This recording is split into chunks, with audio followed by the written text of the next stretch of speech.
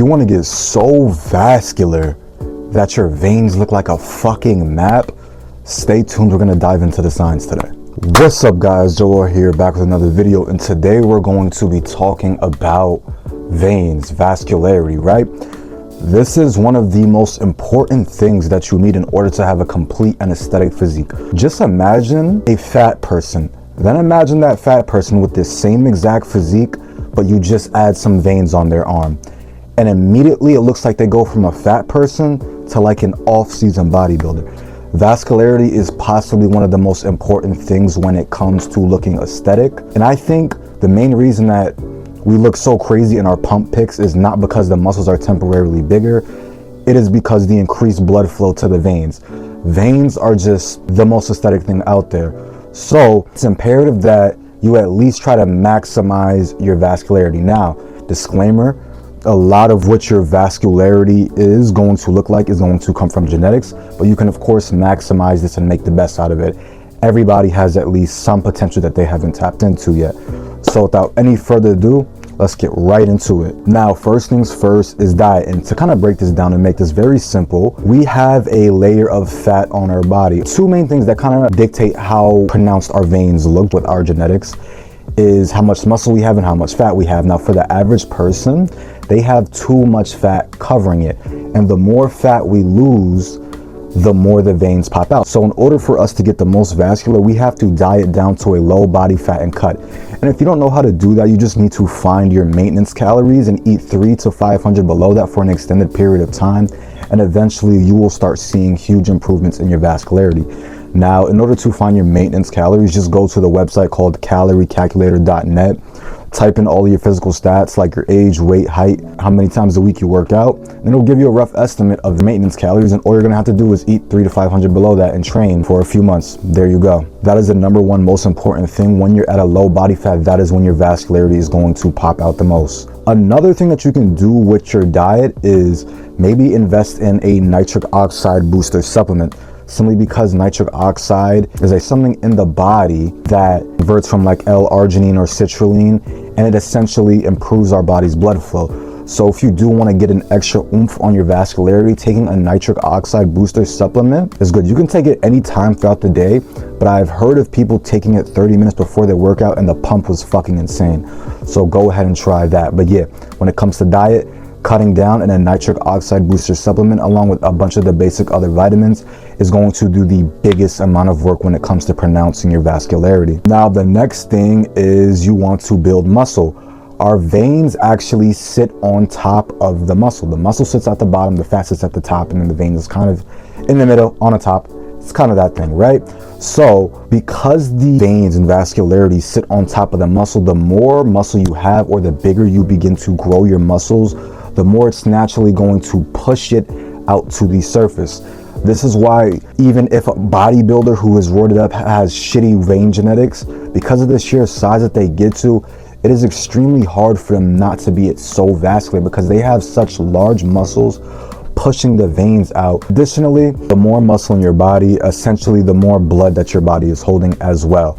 So these things are very important. You want to build muscle, and the way you build muscle, of course, like I've gone over this thousands of times, is you want to of course train in the gym with a focus on progressive overload, which just means challenging yourself more and more over time. So if you do a bicep curl 30 pounds for 10 reps and you fail at that, next time we need to try for 11, then next time 12. You're going to keep doing this, keep progressing, keep getting your body stronger, and the muscle will grow and the veins will of course push out more. This is probably the second most important thing when it comes to maximizing your vascularity.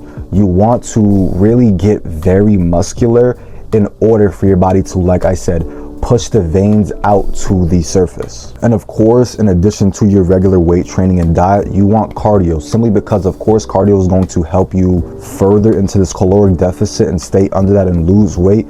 But cardio is also good because it helps establish your body's blood flow.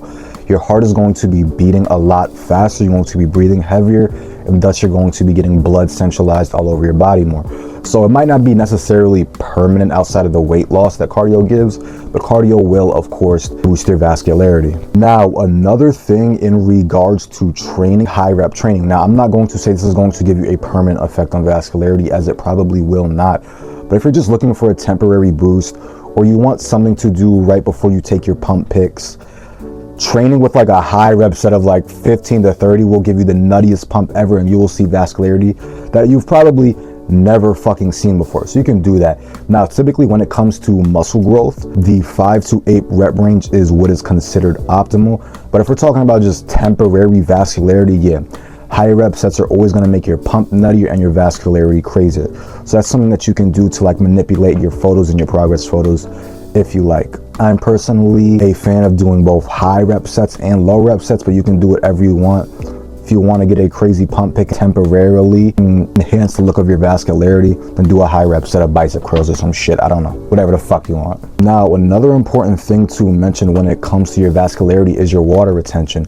You need to be on top of your water intake, simply because if your body is in a state where it's not getting water consistently, it will hold it over the muscles and increase your water rate and essentially make you look more bloated, and you're going to retain more water. So if you are more consistent with your water retention, like getting up to half a gallon a day, your body knows, it's like, hey, I'm getting so much so frequently, I don't need to hold on to this, and it kind of drops water. That's why bodybuilders will kind of manipulate and play with getting dehydrated at certain times so their body can drop this water off. So getting more water is going to keep it off your body, and thus you're going to look a bit more vascular. And something that goes hand in hand with water is your sodium intake. And basically sodium intake is going to come from a lot of your salty foods. So in order for the water in your body to function and do what it's needed best and to hydrate you, sodium has to be present, and the same thing with potassium. So when it comes to potassium, coconut water and bananas are like the basic two. And when it comes to potassium, it's like I said, so something that I've seen a lot of people do when it comes to getting their potassium balanced is they'll take pink Himalayan salt, put it in a cup of water, or maybe before their pre-workout, they'll consume it, and it'll barely boost their vascularity because of the sodium coupled with the water.